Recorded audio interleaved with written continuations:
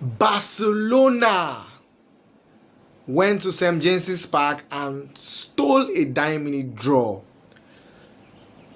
But the essence of yesterday's game showed how weak Barcelona attack is this season. You can't compare Barcelona's attack last season in the Champions League with this season.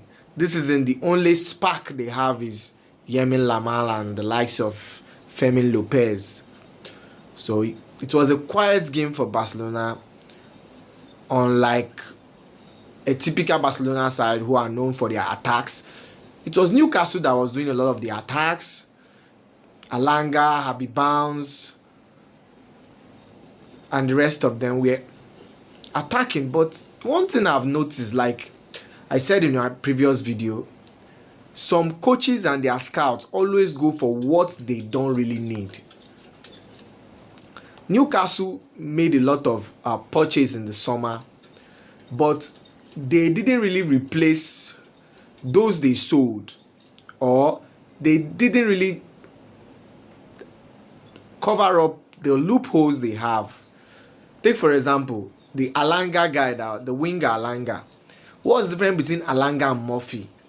They are almost the same. Alanga just gives you pace, his finishing is poor. Murphy gives you pace, his finishing is poor. Anthony Gordon gives you pace, his finishing is also poor. A club like Newcastle, we are supposed to have gotten a player like João Pedro, even if it means paying higher, because the problem Newcastle had yesterday was conversion. They played better than Barcelona in all ratification.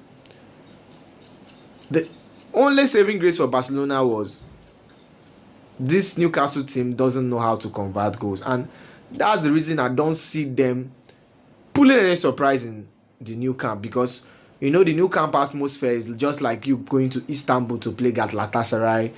The stadium, everything is intimidating. So, and you don't have someone you can really rely on in your team that you know, okay, if this guy gets a 1v1 situation twice, he was going to convert one and we defend the one goal till the end.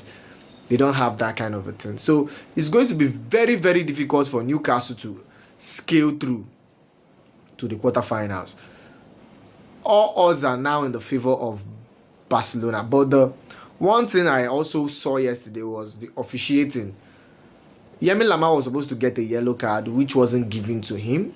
If it was given to him, at least Newcastle will know the attacking threat has reduced to an extent. Because with Yamal in the match, anything can happen. And Rafinha is not on form. He's battling with form. Lewandowski is old and needs replacement. So Barcelona needs a total rehaul of their attack if they need to survive next season. I don't see them going past the quarterfinal stage. That's just the truth. I don't really see Barcelona as a team that, if Newcastle had a very compatible team, like a team that has a very good attack, they won't survive Newcastle.